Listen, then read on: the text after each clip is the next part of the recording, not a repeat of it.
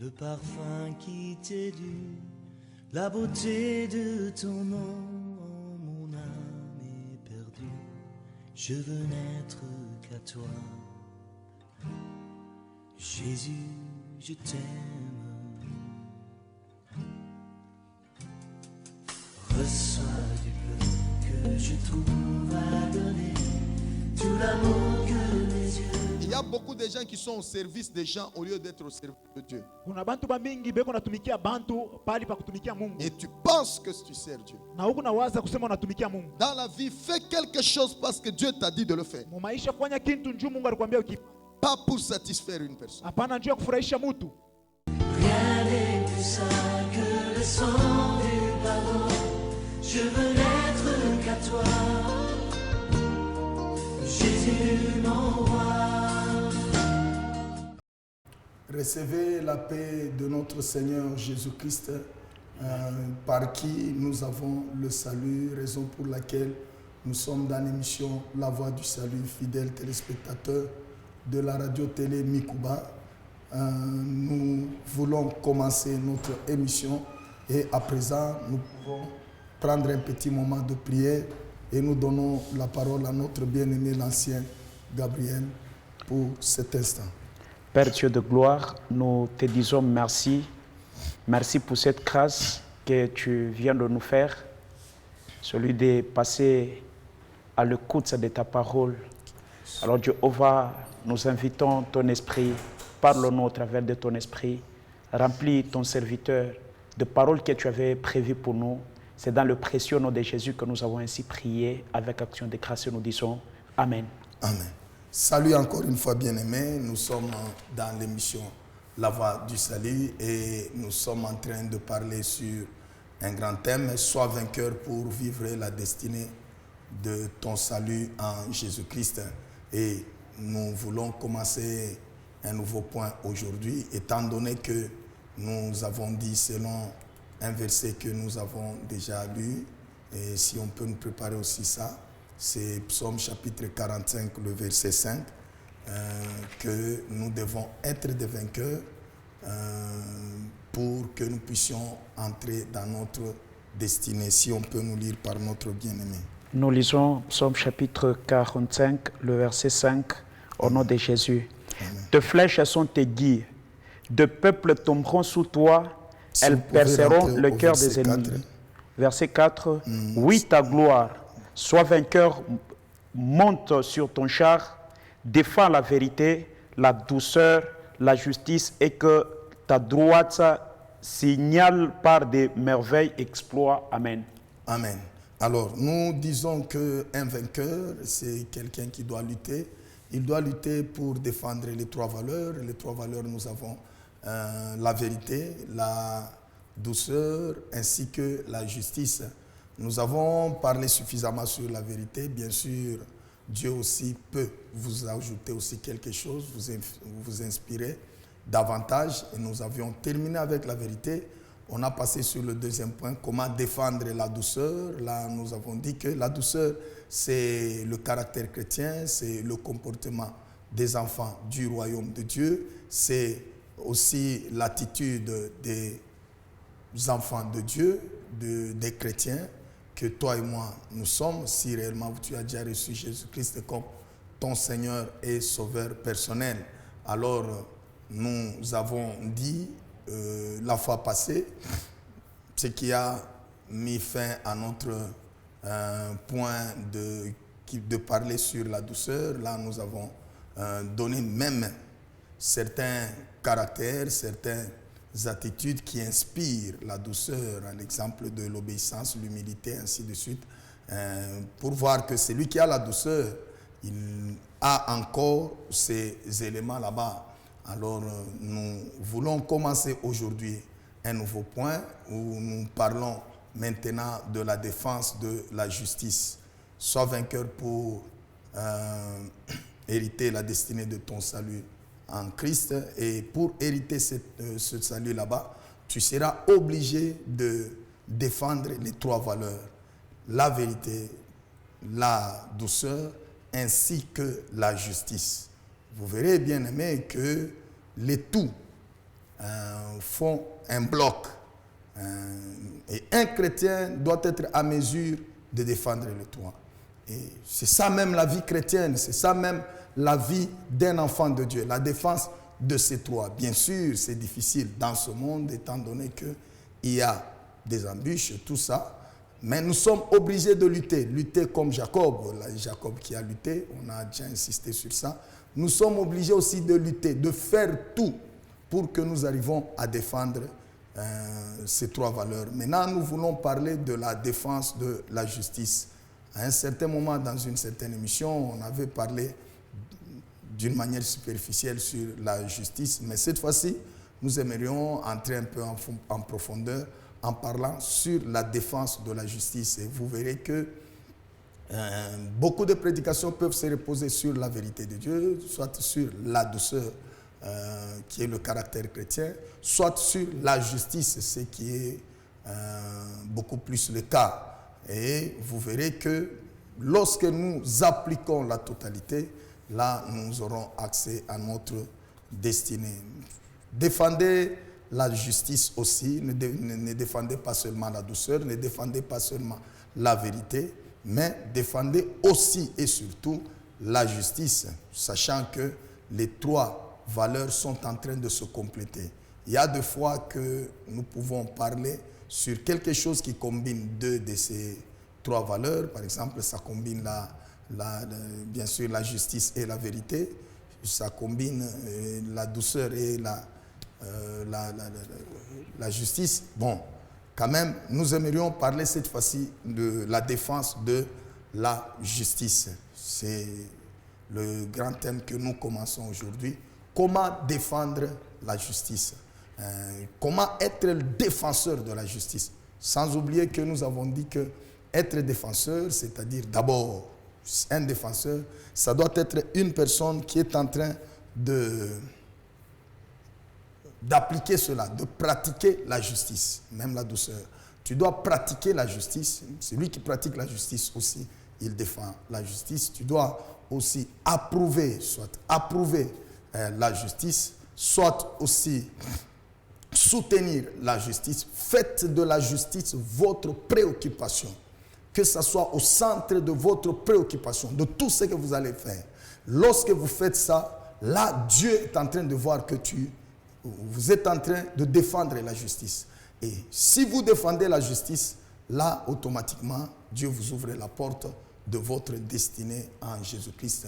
Que ce soit votre destinée terrestre, que ce soit votre destinée céleste, selon ce que nous avons déjà appris, que nous avons deux phases de notre destinée, qui est la seule destinée, mais qui se réalise en deux phases, ici sur terre, et aussi nous avons la finalité, c'est là au ciel où nous aurons ce qui est encore tellement parfait, ou ce qui est parfait, ou les choses qui sont parfaites. Que Dieu nous bénisse beaucoup.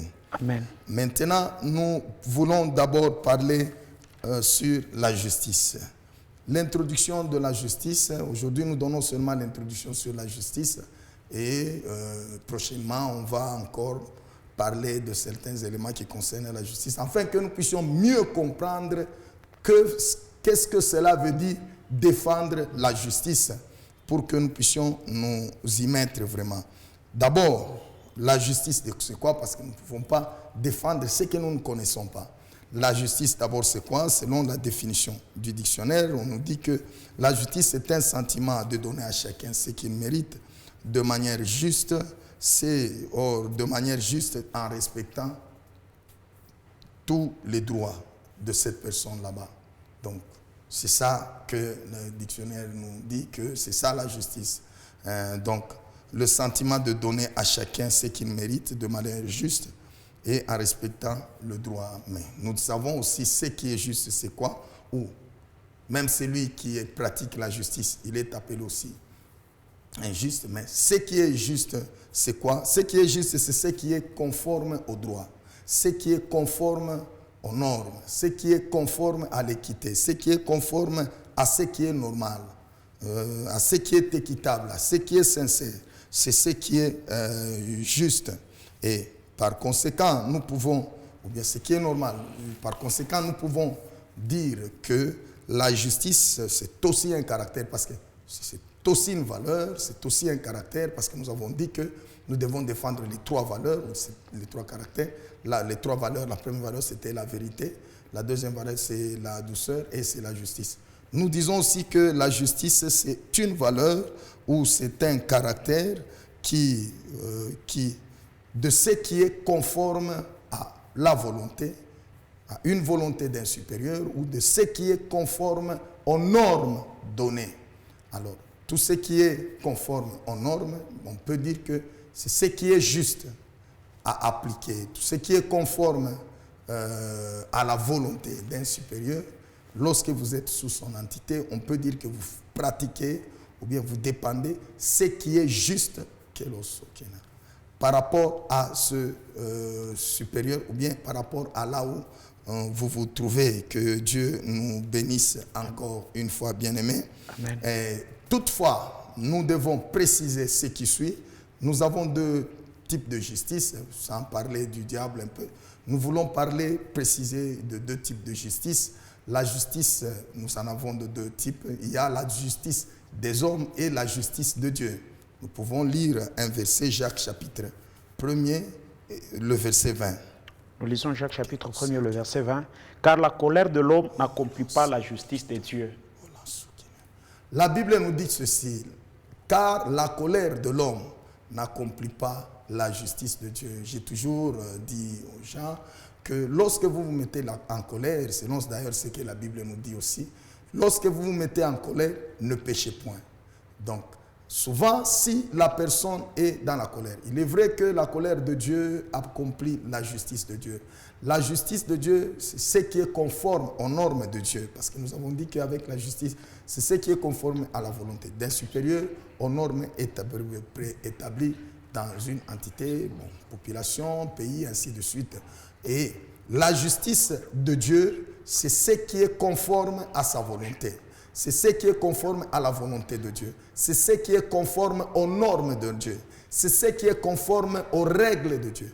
C'est ce qui est conforme aux principes préétablis par Dieu. C'est ce qui est conforme à ce que Dieu a prévu.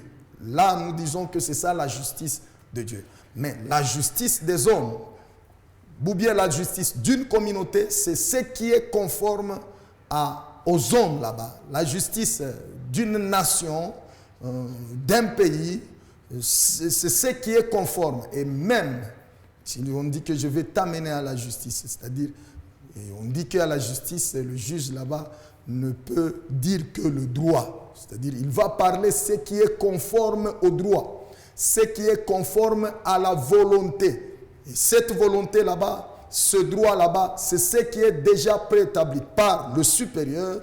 Et il dit que ce qui est conforme, c'est ça. Si quelqu'un va outre, il faut faire ça, ainsi de suite.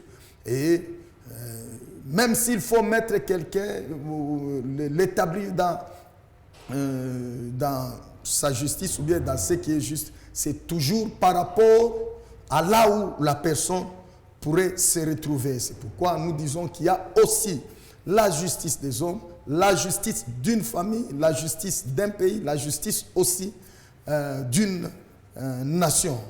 Et toutefois, ici, même la justice de l'homme, c'est pourquoi la Bible dit que la colère de l'homme n'accomplit pas la justice de Dieu. Là, on précise bien la justice de Dieu, tout en sachant qu'il y a d'autres justices qui ne sont pas de justice de Dieu. Alors, tu peux être en colère, tu peux accomplir ce qui est conforme à toi-même, à ta justice ou bien à la justice d'une contrée ou bien d'une nation. Mais souvent, si quelqu'un est en colère, il ne va pas accomplir ce qui est conforme aux normes de Dieu, ce qui est conforme à la volonté de Dieu, ce qui est conforme à ce que Dieu veut.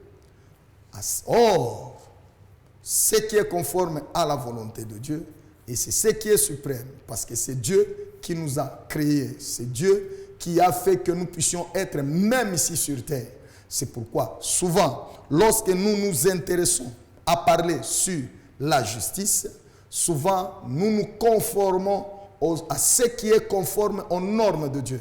Et même souvent, ce que nous mettons dans notre justice ou bien ce que nous mettons dans nos droits pour que nous puissions faire justice, pratiquer ou défendre, soutenir, ainsi de suite. Souvent, nous nous conformons à ce qui est conforme à la volonté de Dieu. Souvent, nous nous conformons à ça, mais n'empêche que quelqu'un soit influencé par l'ennemi qui est le diable, et à ce moment-là, il pourra faire autre chose que lui peut penser faire la justice selon lui, peut penser être juste, mais pendant ce temps-là, pour Dieu, ce n'est pas le cas. Que Dieu nous bénisse encore une fois. Amen. Donnez un peu, même 2 ou 3 exemples là-dessus. Esther chapitre 3, du verset 2 jusqu'au verset 4. Esther chapitre 3, du verset 2 jusqu'au verset 4. Nous lisons au nom de Jésus. Tous les serviteurs du roi qui se tenaient à la porte du roi fléchissaient le genou et se prosternaient devant Haman, car tel était l'ordre du roi à son égard. Mais Mardochée ne fléchissait point les genoux et ne se prosternait point. Et le serviteur du roi qui se tenait à la porte du roi dit à Mardochée: pourquoi transgresses-tu l'ordre du roi? Comme il le lui répétait chaque jour et qu'il ne les écoutait pas, ils en firent rapport à Haman pour voir si Mardochée persisterait dans sa résolution, car il leur avait dit qu'il était juif. Amen. Amen. Ajoutez même Exode chapitre 34, le verset 14, bien aimé. Exode chapitre 34, le verset 14. Le verset 14, nous lisons au nom de Jésus. Tu ne te prosterneras point devant un autre Dieu, car l'Éternel porte le nom des jaloux. Il est un Dieu jaloux. Amen. Amen. Vous voyez par exemple ici, lui il était juif, Mardochée il était juif, mais il s'est retrouvé à Babylone. Et bien sûr, il s'est retrouvé ailleurs où il n'était pas chez eux. Et là, il y avait aussi un roi. Le roi avait donné l'ordre de commencer à honorer Haman. Honorer Haman, c'est-à-dire les gens pouvaient, lorsque Haman passait, se prosterner devant Haman. Bon, ils sont devant la porte, ils se prosternent devant Haman. Pourquoi? Parce que c'est la personne que Dieu avait préférée, et plutôt que le roi avait préféré faire honorer devant les gens. Bon, bien aimé, lui il était juif, lui aussi il avait sa justice. Lui, ça c'est ce qui était conforme à la volonté du roi. Se prosterner devant Haman, c'était ce qui était conforme à la volonté du roi. C'était, bien sûr, ce qui était conforme aux normes préétablies par le roi. Et c'est ce qui était droit même devant le roi. Mais lui aussi, étant juif, il avait aussi ce qui était droit devant son Dieu. Et devant son Dieu, il ne pouvait pas se prosterner devant qui que ce soit ou devant un autre Dieu, si ce n'est l'Éternel, le Dieu des armées. Et avec ça, vous voyez qu'il était là. Haman passe, il ne se prosterne pas. Alors, les gens disent, pourquoi est-ce que cette personne fait des choses pareilles? Et on les mettait en observation jusqu'à ce qu'on cherchait à les tuer. Là, la suite, vous savez cela. Comment est-ce que Dieu l'a défendu? Dieu ne peut défendre que celui qui travaille selon ses normes, selon celui qui fait des choses, celui qui pratique la justice. En pratiquant la justice, vous voyez par exemple lui il a pratiqué la justice de Dieu. C'est pourquoi Dieu l'a défendu. Nous verrons que Dieu ne peut te défendre, Dieu ne peut te donner la victoire, te faire entrer dans ta destinée, que si tu fais ce qui est conforme à sa justice, ce qui est conforme à ses normes, que ce qui est conforme à sa volonté. C'est pourquoi Dieu a été de son côté. Parce que ce qui était conforme à la volonté du roi, c'était autre chose. Et ce qui était conforme à la volonté de Dieu, c'est ce qui était juste devant Dieu. Lisons un peu Actes des Apôtres, chapitre 4, le verset 19. Et on peut renchérir cela avec le chapitre 5, aussi le verset 29. le chapitre 4, le verset 19, nous lisons au nom de Jésus. Amen. Pierre et Jean leur répondirent, « Jugez s'il est juste devant Dieu de vous obéir plutôt qu'à Dieu. » 5, 29. 5, 29. Pierre et les apôtres répondirent, « Il faut obéir à Dieu plutôt qu'aux hommes. » Amen. Amen. Vous voyez que les disciples aussi étaient confrontés au même problème. Bon, il y avait ce qui était préétabli, les normes qui étaient là, la volonté qui était là. Mais eux, ils étaient venus tout en défendant Jésus-Christ et en témoignant Jésus-Christ. Et on les a arrêtés, vous-même vous savez la suite. Après les avoir arrêtés, on les a frappés de verges et on les a, au lieu de les tuer, d'abord Pierre et Jean, on les avait battus de verges et puis on leur avait interdit de parler au nom de Jésus-Christ. Bon, alors Pierre leur a posé la question. Jugez-en vous-même. Est-ce qu'il est juste devant Dieu? S'il dit qu'il est juste devant Dieu, c'est-à-dire que ce qui est conforme devant Dieu, pas devant le juste de cette terre, mais pas devant celui qui est, mais devant Dieu. Qu'est-ce qui est juste? Jugez-en vous-même. Est-il juste devant Dieu de vous obéir, vous, ou bien d'obéir à Dieu?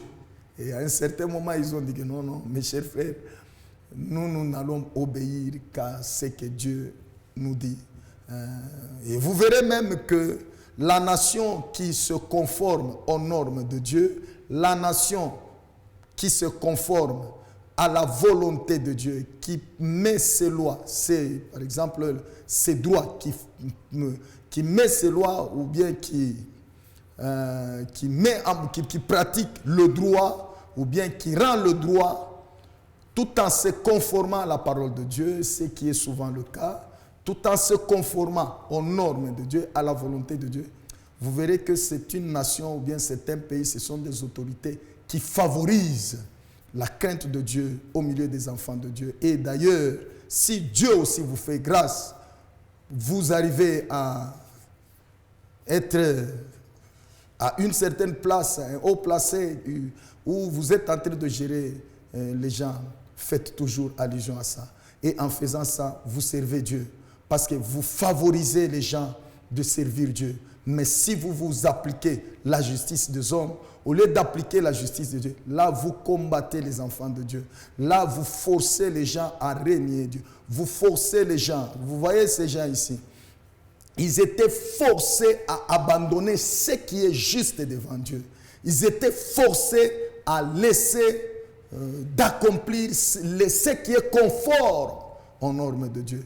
Oh, bien-aimés, essayons de pratiquer la justice ou bien ce qui est conforme aux normes de Dieu, ça serait une bonne chose. Toutefois, nous devons savoir que celui qui pratique la justice, c'est celui qui est juste. Et vous verrez que celui qui est juste, c'est celui qui a accès à beaucoup de choses de la part de l'Éternel. 1 Jean chapitre 3, le verset 7, on peut nous lire. 1 Jean chapitre 3, le verset 7. Petits enfants, que personne ne vous séduise.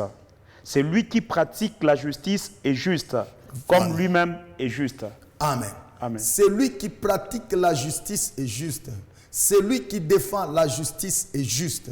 Celui qui soutient, qui approuve, qui fait de la justice sa préoccupation, c'est celui qui est juste. Et il faut savoir, tu es juste devant qui? Si tu es juste devant Dieu, là Dieu aussi va t'aider, Dieu aussi va te délivrer, Dieu aussi va te soutenir et Dieu aussi va te faire entrer dans ta destinée. Et nous voyons l'exemple qu'on est en train de nous donner. On peut lire Ézéchiel chapitre 14, le verset 14. Ézéchiel chapitre 14, le verset 14, c'est par là qu'on va nous s'arrêter. 14, nous lisons au nom de Jésus. Amen. Et qu'il y ait au milieu de lui ces trois hommes, Noé, Daniel et Job. Ils sauveraient leurs âmes par leur justice, dit le Seigneur l'Éternel. Amen. Amen. Ils sauveraient leurs âmes par leur justice. Amen. Amen. Ces gens, ces trois personnes ici, Noé, Daniel et Job, ces gens là-bas, par leur justice, Dieu sera obligé de leur accorder le salut. Et même maintenant, Dieu est prêt d'accorder le salut à tout celui qui est juste devant lui, à tout celui qui défend la justice, qui pratique la justice, à tout celui qui défend la justice. Défendez la justice, bien-aimés, et je vous affirme, je vous confirme et je vous certifie, le Tout-Puissant sera de votre côté. Que le Seigneur vous bénisse. Amen. Nous allons nous prier pour un petit moment, que Dieu puisse nous aider. Éternel Dieu, nous bénissons encore une fois ton nom, nous te rendons gloire, Père. Et nous sommes en train de recommander tout celui qui nous a suivis entre tes saintes mains. Seigneur, aide-le à pratiquer la justice, à défendre la justice, ce qui est conforme à tes normes, ce qui est conforme à ta volonté, ce qui est conforme à ce que toi, tu appelles le droit devant toi. Seigneur, aide-nous à marcher selon ta justice, que nous soyons jugés justes devant toi, pour que nous puissions entrer dans notre destinée, qui commence par ici sur terre et qui s'achève là au ciel. Nous brisons toute œuvre de ténèbres tendant à combattre la justice au milieu de ton peuple. Au nom de Jésus-Christ, oui Père, descends et agis au nom de Jésus-Christ. Guéris tout celui qui est malade et qui est en train de me suivre, quelle que soit sa maladie, qu'il soit touché au nom de Jésus, qu'il soit guéri et donne la solution à tout celui qui a des problèmes. Au nom puissant de Jésus, que nous prions ainsi avec action de grâce et nous disons Amen. Amen. Que le Tout-Puissant vous bénisse. Amen.